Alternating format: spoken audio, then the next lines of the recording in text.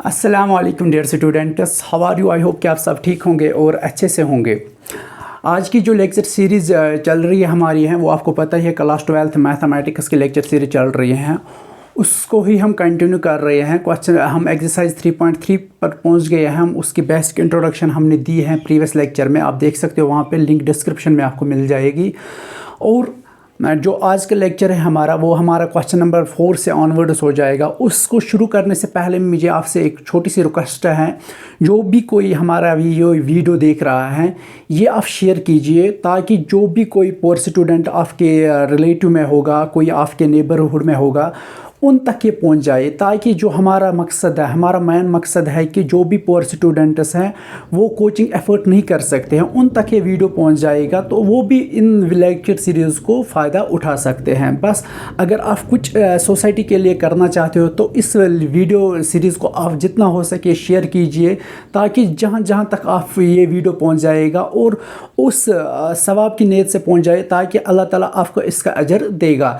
क्योंकि हमारी भी कोशिश यही है कि हमारी कोई पेड बैच नहीं है यहाँ पे, हमारी भी यही कोशिश है कि जो भी सोसाइटी में या हमारे इर्द गिर्द हैं उनको उन तक फ्री एजुकेशन प्रोवाइड करना है, ताकि वो भी इस चीज़ से महरूम ना रहे, वो भी अपने घरों में मायूस ना रहे।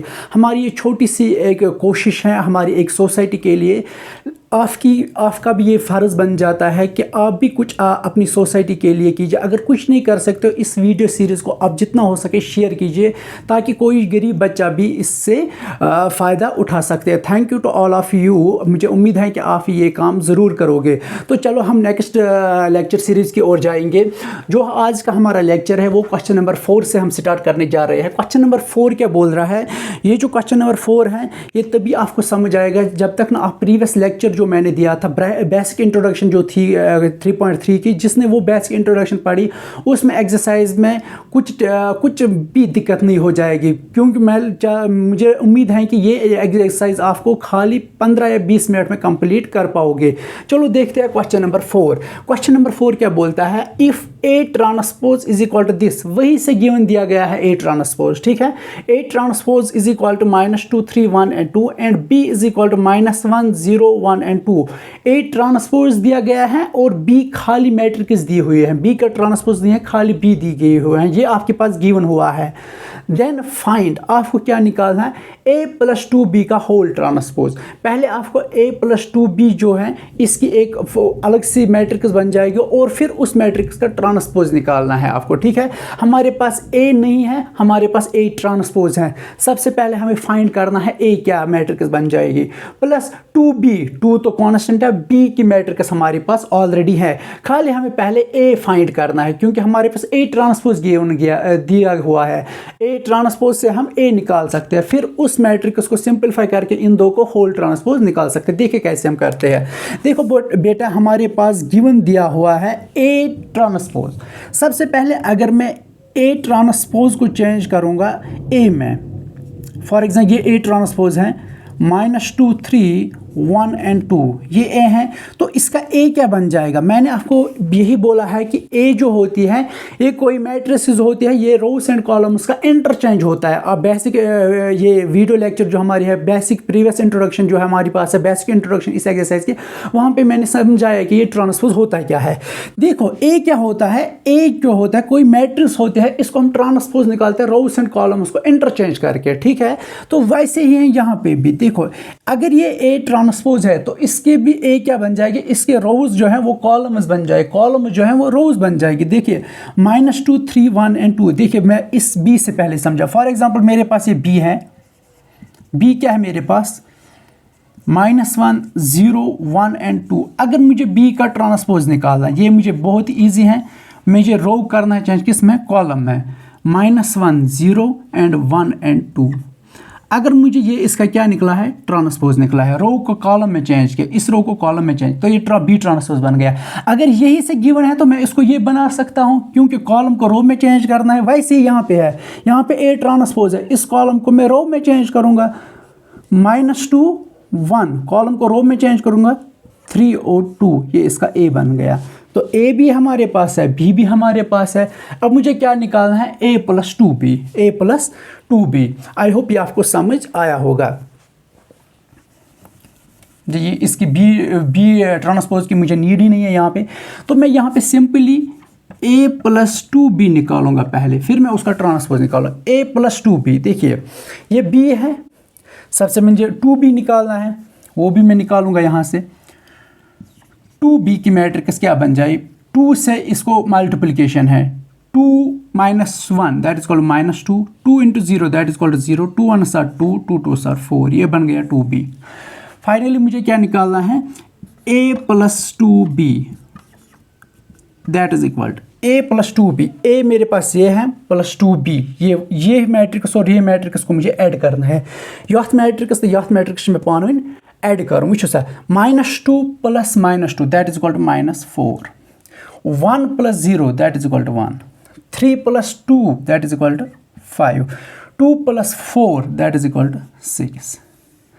तो ये बन गया a+2b की ये मैट्रिक्स बन गई। हमें क्या निकालना है, a+2b का होल ट्रांसपोज, मतलब कि इस मैट्रिक्स को मुझे ट्रांसपोज निकालना है।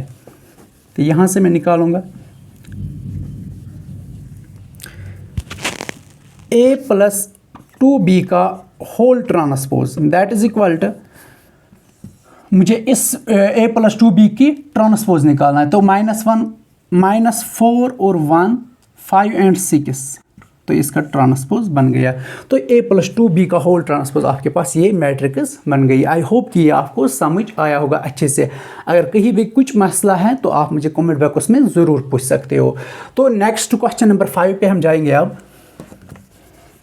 बहुत ईजी है, बहुत ईजी है, कुछ करने की ज़रूरत नहीं है इसमें।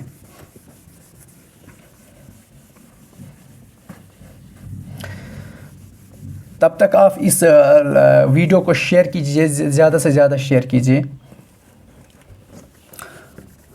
अब क्वेश्चन नंबर 5 है, देखता है क्वेश्चन नंबर 5 क्या है।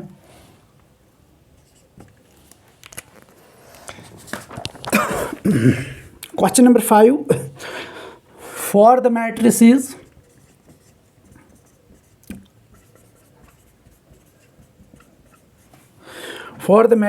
A and B, मेरे पास दो मैट्रिसेस है A and B, verify that, हमें वेरीफाई करना है। क्या करना है, वेरीफाई a+b का whole transpose is equal to b transpose is equal to a transpose. ये आपको थॉरम भी प्रॉपर्टी भी मैंने भी पढ़ाया था, बेसिक इंट्रोडक्शन में मैंने एक प्रॉपर्टी पढ़ाई थी, a b का whole transpose always equal to b transpose equal to a transpose. हमें यहाँ पे वेरीफाई ये करना है। पहला पार्ट है यहाँ पे ए, हमारे पास एक कॉलम मैट्रिक्स दी गई हुई है 1 - 4 और 3, और बी मेरे पास एक रो मैट्रिक्स दी गई है -1 2 और 1। इन दो को हमें वेरीफाई करना है। देखो ए बी, इन दो को मल्टीप्लिकेशन करके उसका ट्रांसपोज निकालना है, फिर बी का अलग ट्रांसपोज ए का अलग ट्रांसपोज करके उनको मल्टीप्लिकेशन करके ये वेरीफाई करने के ये आपस में इक्वल है कि नहीं है, क्योंकि हमने प्रॉपर्टी पढ़ी है ये इक्वल होता है हमेशा। देखते हैं होता है कि नहीं है। ए बी, पहले ए और बी को मल्टीप्लिकेशन करके जो मैट्रिक्स आ जाए उसका ट्रांसपोज निकालना है हमें। ए और बी, सबसे पहले ए बी को मैं मल्टीप्लिकेशन करूंगा 1 - 4 और 3, बी -1 2 और 1।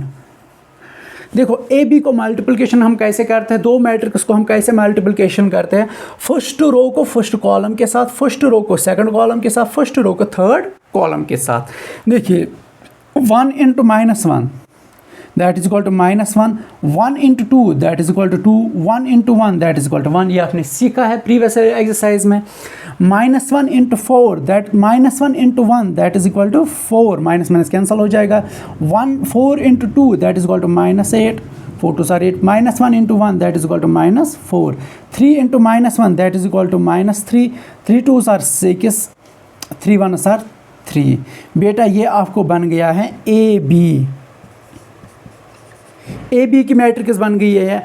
अगर मैं यहाँ पे अब लिखूंगा ए बी का ट्रांसपोज, ए बी का ट्रांसपोज मुझे क्या निकलेगा, रो कॉलम्स में चेंज हो जाएगा, -1 2 और 1,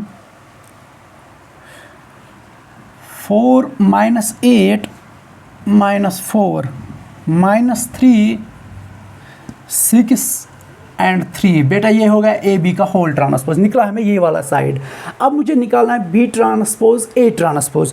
बी का भी ट्रांसपोज पहले निकाला है, फिर ए का ट्रांसपोज निकालना है, फिर उन दो को मल्टीप्लिकेशन करके आपका जो आंसर देखना है वो यहाँ पे सेम आ जाएगा कि नहीं आ जाएगा। ये यहाँ तक आप उतारिए। अब मैं क्या करूँगा, बी का ट्रांसपोज निकालूंगा, ए का ट्रांसपोज निकालूंगा, यहाँ से मैं आप करूँगा, ठीक है। मैं इरेज करूँगा, बोर्ड छोटा है इसलिए। अब देखो बी ट्रांसपोज पहले लूँगा, बी ट्रांसपोज इज इक्वल किसके बराबर हो जाएगा, -1 2 एंड 1, यही बन जाएगा। ये रो मैट्रिक्स थी, इसको मैंने कॉलम मैट्रिक्स बनाया। ए ट्रांसपोज, ये कॉलम मैट्रिक्स 1 -4 एंड 3 बन गया ना ए ट्रांसपोज। अब मुझे बी ट्रांसपोज और ए ट्रांसपोज को आपस में क्या मल्टीप्लिकेशन कर, देखिए -1 फर्स्ट रो को फर्स्ट कॉलम के साथ, -1 × 1 दैट इज इक्वल टू -1, ठीक है। -1 × -4 that is equal to 4, -1 × 3 that is equal to -3, 2 × 1 that is equal to 2, 2 × 4 that is equal to 8, 2 × 3 that is equal to 6, 1 × 1 that is equal to 1, 1 × 4 that is equal to -4, 1 × 3 that is equal to 3। बेटा ये आ गया B transpose A transpose. ज़रा देखिए A B का whole transpose equal to B transpose A transpose, क्या ये आपस में इक्वल है? हाँ, -1 1 4, -3 2, -8 6, 1 -4 3, hence verified, hence verified A B का whole transpose is equal to B transpose A transpose. बेटा ये था क्वेश्चन नंबर 5। क्वेश्चन नंबर 5 इसमें आपको दूसरा पार्ट भी है, वो भी मैं दिखाऊंगा। वो भी आपको यही क्या वेरीफाई करना है, ए बी का whole transpose is equal to B transpose A transpose.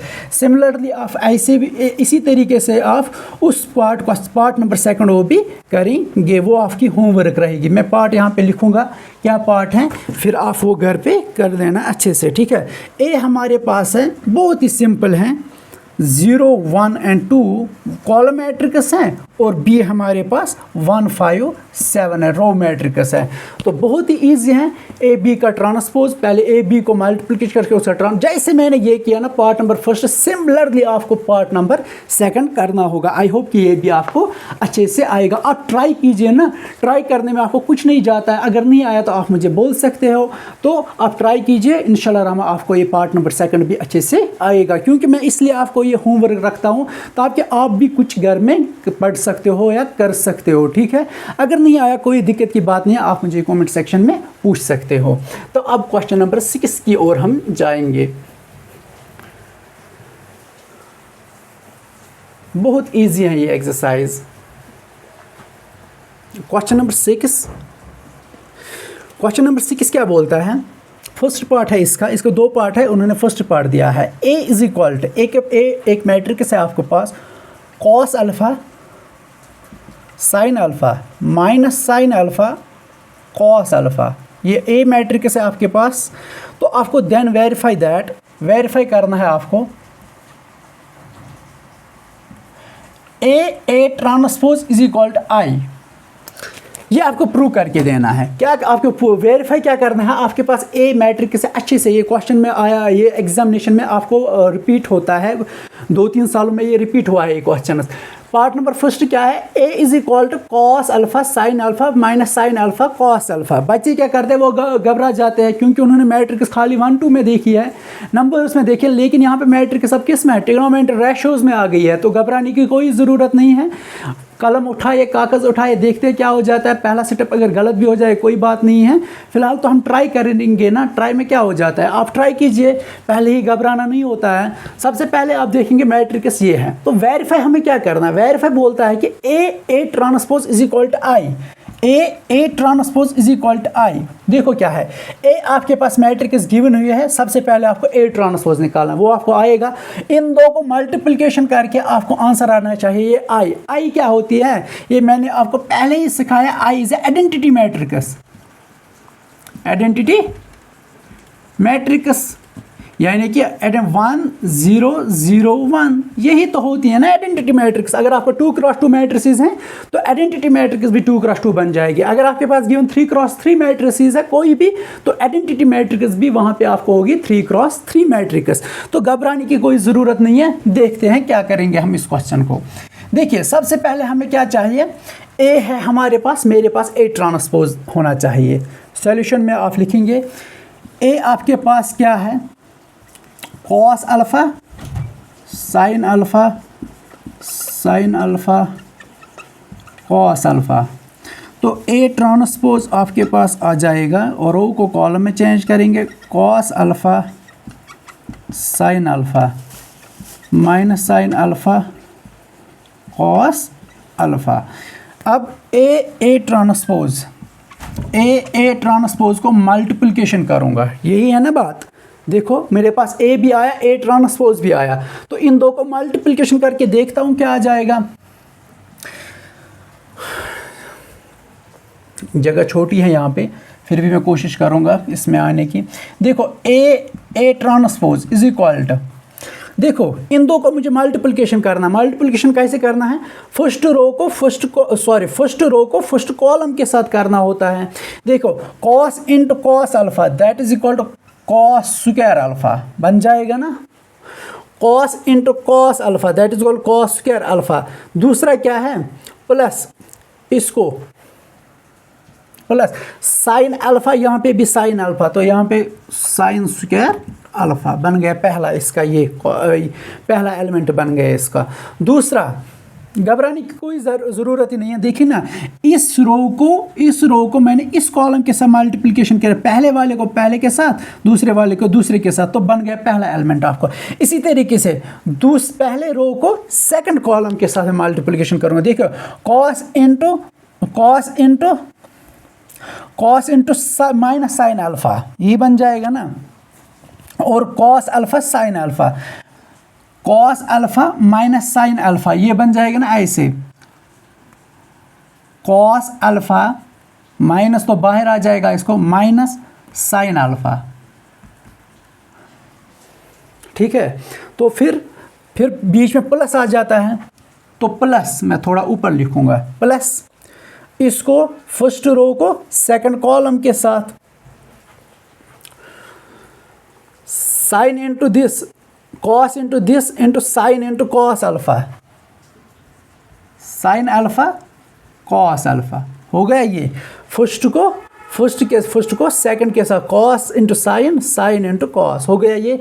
फिर सेकंड रो को फर्स्ट कॉलम की minus sine alpha cos alpha, minus sine alpha cos alpha plus देखिए minus sine alpha cos alpha plus cos alpha sine alpha, cos alpha sine alpha हो गया ये। फिर इसको इसके साथ किया जाए minus sine alpha sine alpha that is equal to sine square alpha, minus minus cancel हो जाएगा, प्लस कॉस स्क्वायर अल्फ़ा। तो ये आपको मैट्रिक्स बन गई, that is equal to A into A cos square alpha plus sine square alpha, sine square theta plus cos square theta class 10th में, that is equal to 1। अब यहाँ पे देखिए minus sine alpha plus sign alpha cos alpha, अगर कहीं पे आपको होता है -1 + 1, आप बोलते हैं ना वहाँ पे क्या बच गया, 0 बच गया, वही यहाँ पे भी 0 बच गया। इसको इसके साथ मल्टीप्लाई, सेम टर्म ये भी है, ये माइनस में है, सेम टर्म ये भी है, ये पॉजिटिव में, तो वहाँ पे 0 बच गया। तो यहाँ पे भी minus sine alpha cos alpha sine alpha एक ही बात है, तो 0 बन गया, माइनस में है तो प्लस में है, sine square alpha plus cos square alpha that is equal to 1।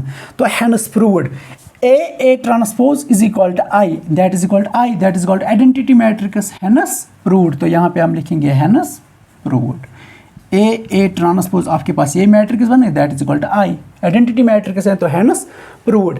इसी तरीके से आपको सिंपली पार्ट नंबर 2 है, पार्ट नंबर 2 में इसको एक्सरसाइज में आपको इसी क्वेश्चन नंबर 6 का पार्ट नंबर 2 है, खाली ए के बदले यहाँ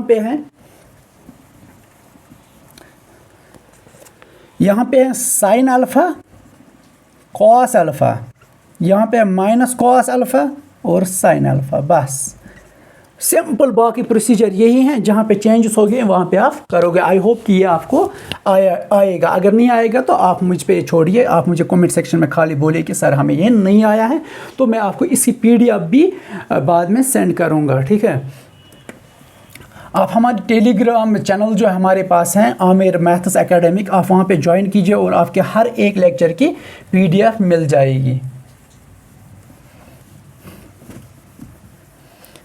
ये जो मैं होमवर्क रखता हूँ ना, ये आपको फिर वहाँ पे सेंड कर सकते हो। आप वहाँ पे मेरे वहाँ पे आईडी पे, टेलीग्राम आईडी पे आप मुझे वो क्वेश्चन सेंड कर सकते हो, फिर मैं देख सकता हूँ और फिर मैं वही भी अपलोड कर सकता हूँ, ठीक है। तो अब क्वेश्चन नंबर 7, क्वेश्चन नंबर 7 क्या है, बहुत ही इजी है।